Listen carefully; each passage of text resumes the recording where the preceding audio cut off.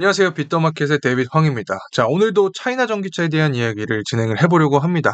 제가 영상을 찍을 때마다 여러분이 좀 어떠한 의견을 갖고 계신지 댓글을 하나하나 다 읽어보는 상황인데 응원의 댓글이 굉장히 많아서 나름 뿌듯함도 현재 느끼고 있는 상황이다. 이렇게 말씀을 드리고 싶습니다. 자, 어쨌든 차이나 전기차에 대한 동향 바로 본론으로 들어가면서 진행해 보도록 하겠습니다. 그 전에 구독과 좋아요, 알림 설정 한 번씩 눌러주시면 제가 영상을 제작하는데 굉장히 큰 힘이 된다는 점 말씀을 드리고 싶습니다. 일단 동향을 좀 체크를 해 보도록 하겠습니다. 차이나 전기차 현재 가격적인 흐름을 보게 되면 한 7,300원 정도의 가격 흐름을 보여주고 있는 상황입니다. 실제로 7월 달에 단기 과매도 구간에 돌입한 이후에 현재 가격적인 반등에 대한 모습을 보여주고 있다. 자, 이렇게 설명을 드릴 수 있습니다. 최근에 좀 흐름을 보게 됐을 때 2월 달도 마찬가지로 과매도 구간에 돌입한 이후에 5월 달까지 상승에 대한 흐름세를 보여주었죠. 7월 달도 마찬가지로 과매도 구간 이후에 가격적인 상승 흐름을 보여주고 있다. 자, 이렇게 말씀을 드릴 수 있겠습니다. 일단은 주요한 구간으로 좀 생각을 해보면 7,500원 구간이 굉장히 좀 중요하다라고 설명을 드릴 수 있겠는데 121선과 61선 구간이 닿아 있는 구간이 바로 7,500원입니다. 그래서 현재 차이나 전기차가 가격 상승이 나와준다라고 하면 7,500원 구간의 돌파 여부를 우선적으로 우리가 좀 포인트로 삼아야겠다. 자, 그리고 나서는 5월 10일 날 기록했던 고가 있죠. 단기적인 8,390원 구간의 돌파 여부를 우리가 주목할 필요가 있지 않나. 자, 이렇게 말씀을 드립니다. 그리고 수급적인 측면도 간단하게 좀 살펴보려고 하는데 근 한 달 동안 거의 개인 같은 경우에는 매도세에 대한 모습을 보여줬습니다. 이 물량 자체를 외국인이 다 받아주고 있는 상황이다라고 설명을 드릴 수 있겠고 기관은 외국인과 반대로 매도에 대한 의지를 좀 강하게 보여주고 있습니다.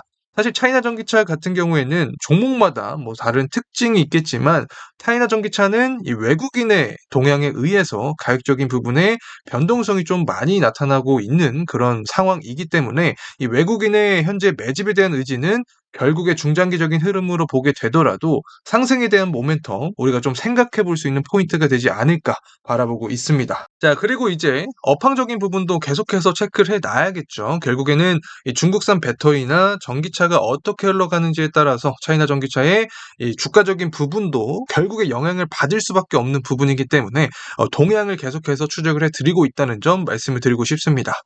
일단 중국산 배터리가 올해 글로벌 점유율이 66% 정도 나오고 있다. 자, 이런 기사가 나와주고 있습니다. 해외 투자도 속도를 붙여 나가고 있는 상황이죠. 이 결국에는 중국은 내수 시장이 거의 과반수 이상이라고 생각을 합니다. 이 내수 시장을 먼저 좀 점유를 해 나가고 그 다음에 해외 시장을 노리고 있는 상황인데 이 해외 시장 같은 경우에도 중국은 현재 중동아시아 이 아시아 시장이나 남미 시장을 좀 타겟으로 해서 확장해 나가고 있다라고 설명을 드렸던 기억이 납니다. 이 해당 데이터에 대한 부분은 영상을 통해서 계속해서 나올 예정에 있으니까 금일 영상 끝까지 집중해서 시청해 주시면 감사하겠습니다.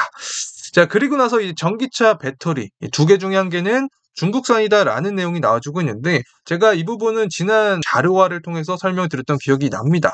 결국에는 한국이랑 중국의 배터리 양강 체제라고 설명을 드렸고 글로벌적으로 봤을 때 점유율을 계속해서 늘려가고 있는 상황에서 중국산 배터리 사용은 필연적이다라고 생각을 합니다. 그래서 중국산 배터리 점유율이 늘어나고 있다라는 기사 내용이 나와주고 있다. 이렇게 설명을 드릴 수 있겠는데 현재 아마 이 차이나 전기차 투자하시는 분들께서 리스크적인 부분으로 생각하는 게 바로 트럼프 관세라고 생각을 합니다. 이 트럼프 전 대통령이 중국산에 60%에서 100% 관세를 부과하겠다라는 내용이 나와주고 있는데 결국에 좀 생각을 해보면 미국에 공장을 짓지 않는 이상 수출을 어렵게 하겠다라는 내용이 주요 골자라고 생각을 합니다. 이 트럼프 자체는 미국 우선주의를 계속해서 강조를 하고 있는 상황이기 때문에 관세가 높아질 것이다라는 부분은 우리가 어느 정도 유출할 수 있지 않을까 생각을 합니다. 자, 이 부분이 저는 굉장히 좀 잘하고 있는지에 대한 의문점이 생깁니다. 미국만 계속해서 잘 나갈 수는 없는 상황이기 때문에 다른 중국뿐만 아니라 다른 국가에 대한 관세를 높이는 것이 후폭풍도 어느 정도 좀 생각을 해야 되지 않을까 개인적으로 생각합니다. 자, 어쨌든 중국 같은 경우에는 이 부분에 대한 이미 대비를 좀 했다고 생각을 합니다. 중국 같은 경우에는 현재 미국이나 유럽뿐만 아니라 이 동남아시아랑 중남미 시장을 이미 공략을 하고 있다라고 설명을 드렸었죠. 모두 이 관세에 대한 부분을 좀 피하기 위한 어떤 전략이 다른 중동아시아나 중남미 시장에 대한 확대, 자, 이 부분이 바로 이 관세를 피하기 위한 방법이 되지 않나 생각을 합니다. 그래서 유럽 같은 경우에도 중국 전기차에 대한 관세 의지를 표출을 해주고 있는데, 중국은 어떠한 현재 전략을 펼치고 있냐? 중동부터 브라질 또 러시아까지 시장 확대를 위해서 노력을 해주고 있다. 기사가 나와주고 있습니다. 실제로 소비에 대해서 가장 중요한 부분은 전 GDP라고 봅니다. 뭐 여러분도 다 아실 거라고 생각하는데, 이 GDP 같은 경우에는 중동 아시아 쪽에서 가장 활발히 일어나고 있죠. 그래서 이 중국이 중동아시아나 이 남미 시장을 먹는 것 자체가 전기차 파이를 키우기 위한 가장 핵심적인 전략이 되지 않을까 생각을 하고 있고, 실제로 BYD도 태국에서 계속해서 확장을 보여주고 있습니다. 전기차 판매량을 늘리고 있는 상황이고, 베트남 시장도 마찬가지로 BYD나 다른 전기차 기업들도 확대를 해주고 있는 모습을 보여주고 있습니다. 브라질도 마찬가지죠. 상반기에 전기차 판매량이 93.87%를 차지를 하고 있는데 중국의 브랜드가 대부분입니다. BYD 같은 경우에는 점유율이 72%를 차지를 하고 있죠. 굉장한 수치입니다. 1위를 기록을 해주고 있다. 미국 같은 경우에는 뭐 테슬라가 점유를 해주고 있는 상황이긴 하지만 유럽 시장을 제외하고 미국과 유럽 시장을 제외하고 아시아 시장이나 남미 시장을 공략한 중국이 점유율을 높여가고 있는 상황이다. 자, 이렇게 간단하게 말씀을 드리고 싶습니다. 유럽에서도 관세를 중국 쪽에 매기겠다라는 내용이 나와주고 있는데, 이런 기사가 나와주고 나서 바로 또 중국은 터키와 전기차 공장 협약을 맺은 상황입니다. 미국과 유럽이 중국 때리기를 진행을 해주고 있는 상황인데, 이미 중국 정부도 바보는 아니기 때문에 관련된 탈출 전략을 세우고 있는 상황이다. 그에 대한 전략 자체는 아시아 시장이랑 남미 시장에 대한 점유율을 높이는 게 바로 탈출 전략 중에 하나가 될 수 있다는 점 말씀을 드리고 싶습니다. 그래서 캄보디아에서도 전기차 산업 육성을 하겠다. 2030년까지 80만 대 보급을 추진하겠다라는 내용이 나와주고 있기 때문에 아마도 아시아 시장이랑 남미 시장은 중국 쪽이 가져가지 않을까 생각을 합니다. GDP 성장률도 가장 빠른 어떤 성장폭을 보여주는 국가가 아시아랑 남미이기 때문에 전기차 시장 경쟁력을 위한 가장 중요한 포인트가 될 수 있다는 점 말씀을 드리고 싶습니다. 자, 그리고 이제 증시적인 측면을 좀 살펴보려고 하는데, 결국에는 차이나 전기차 주가가 살아나기 위해서는 중국 증시가 좋아지는 모습이 나와야 된다라고 설명을 드렸었죠. 일단은 배터리랑 전기차에 대한 부분은 계속해서 좋은 흐름세를 보여주고 있기 때문에 이제는 가격적인 측면을 우리가 살펴볼 필요가 있다라고 제가 지속적으로 말씀을 드렸던 기억이 납니다. 2022년 중반 그리고 2022년 하반기에 이렇게 아랫꼬리가 강하게 나와 주었습니다. 그만큼 투자 심리가 자리 잡혀 있었다. 매수에 대한 의지가 강하게 나왔다라고 설명을 드릴 수 있는데, 이 구간 자체가 현재 7월 달에 나와주고 있는 구간입니다. 그래서 지난 22년과 비슷한 흐름세를 보여주면서 매수에 대한 의지가 나타난다. 그러면 증시 자체가 상승에 대한 흐름을 보여줄 수 있겠죠. 그렇게 됐을 때 우리가 좀 생각을 할 수 있는 게 24년 단기적으로 고점 구간이 있었습니다. 당시에 거의 3,200포인트 가량 근접한 모습을 보여줬는데, 이 3,200포인트를 우선적으로 좀 돌파를 해줄 수 있는 모습을 보여주는지 추적을 할 필요가 있다. 자, 그리고 나서는 이 3,400포인트가 되겠죠. 22년과 23년 기록을 했던 이 구간이 바로 3,400포인트이기 때문에 만약에 중국 증시 자체가 3,400포인트까지만 도달을 한다라고 하면 차이나 전기차는 지금보다 훨씬 높은 가격의 모습을 좀 기대할 수 있지 않을까 생각을 하고 있습니다. 실제로 이렇게 증시 자체가 상승하기 위해서는 금리 인하가 가장 핵심적인 포인트로 자리 잡혀 있겠죠. 유동성이랑 연관이 되어 있기 때문에. 그런데 월가에서는 9월 달에 금리 인하 확률을 거의 100%로 반영을 하고 있다라는 내용이 나와주고 있습니다. 뭐 파월 의장도 기준점이 원래 인플레이션 2%였는데 2%가 달성되기 전에 금리 인하를 할 수 있다라는 의지를 표출해주고 있습니다. 일단 핵심적인 데이터는 바로 실업수당 청구 건수, 고용지표라고 생각을 할 수 있는데, 7월 18일 날 기준으로 봤을 때 예측치보다 실업수당 청구 건수가 높은 모습을 보여줬습니다. 때문에 고용 지표가 이 둔화된 모습을 보여주고 있구나. 결국에 연준이 가장 핵심적으로 보는 지표 자체가 고용 지표이기 때문에 이 부분이 둔화되는 모습 자체가 금리 인하에 대한 기대감을 높여주는 상황이다. 자, 이렇게 설명을 드릴 수 있겠고, CPI 지표도 보게 되면 예측치보다 실제가 둔화된 모습을 보여주고 있습니다. 6월 12일 그리고 7월 11일 모두 둔화된 모습을 보여주고 있기 때문에 연준 입장에서도 금리에 대한 기대감을 우리한테 표출해 줄 수 있는 바로 지표 자체가 고용지표 그리고 CPI 지표가 될 수 있구나. 자, 이렇게 체크를 해볼 수 있겠죠. 그리고 유럽 상황도 마찬가지입니다. 현재 기준금리를 동결했는데 9월 달 금리 인하에 대한 가능성을 활짝 열려 있다라는 이야기가 나와주고 있습니다. 미국의 핵심 국가로서 먼저 기준금리 인하에 대한 의지를 표출해주고 유럽중앙은행도 관련된 내용이 나와주고 있다.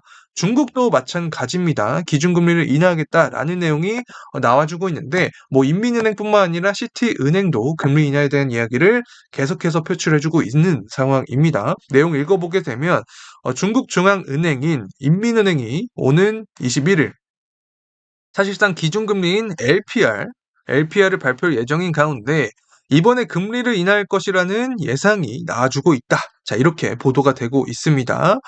그래서 경제 성장을 위해서는 결국에 추가적인 금리 인하가 필수적이기 때문에 이 부분에 대해서 중국 정부도 생각을 하고 있다. 이렇게 판단을 하면 되겠죠. 자, 그래서 7월 22일입니다. 내일이죠. 제가 지금 영상을 찍는 시점이 7월 21일인데 과연 예측치보다 낮은 모습을 보여주면서 증시를 부양시키는 어떤 유동성이 들어올 수 있을지, 자, 이 부분을 우리가 관전 포인트로 삼아야 되지 않을까 생각을 합니다. 그리고 현재 중국의 부동산 상황이 어떤지도 좀 가져왔습니다.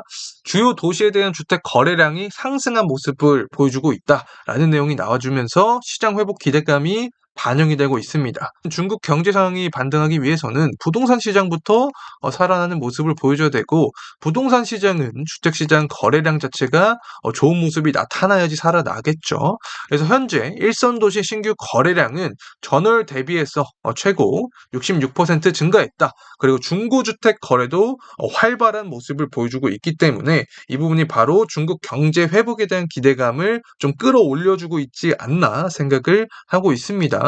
부동산 시장이 살아나면서 금리 인하까지 실시를 하게 되면 중국 증시는 더욱더 가파른 상승세에 나올 수 있지 않을까 개인적으로 생각합니다. 그리고 원자재도 살펴봐야 되는데 그중에서 가장 중요한 게 구리 가격이라고 설명드렸죠. 이렇게 아래 꼬리가 나와주고 있습니다. 그만큼 반등에 대한 의지를 우리가 체크를 해볼 수 있는 건데, 구리 가격이 5불 정도를 다시금 형성을 해준다라고 하면 이 부분이 바로 중국 증시 회복세를 생각할 수 있는 판단의 근거가 될 수 있다고 봅니다. 그래서 구리 가격이 상승하는지 이 부분도 우리가 계속해서 살펴볼 필요가 있고, 철광석 가격과 석탄 가격도 마찬가지죠. 현재 철광석 가격이 다시금 반등을 해주는 모습을 보여주고 있습니다. 석탄 가격도 마찬가지인 모습을 보여주고 있기 때문에 중국 증시 회복에 대한 기대감을 우리가 어느 정도 좀 가져볼 필요가 있지 않을까 생각합니다. 이 원자재 가격 자체는 경기 선행 지표로도 쓰인다고 설명을 드렸었죠. 그래서 원자재 가격이 상승하는 모습을 통해서 경기가 회복하구나. 그리고 중국 증시도 상승할 가능성이 있구나. 자, 이 부분을 우리가 체크를 할 수 있다는 점 말씀을 드립니다. 실제로 중국 무역 수지가 7월 12일 날 나와 주었는데 다소 아쉬운 점은 중국의 소매 판매가 예상치보다 낮은 모습을 보여줬습니다. 이 부분이 바로 중국 증시에 대한 어느 정도 제한폭으로 작용이 되고 있다라고 생각을 하고 있는 상황인데, 결국에는 핵심 포인트가 바로 제조업 지표에 있다고 생각을 합니다.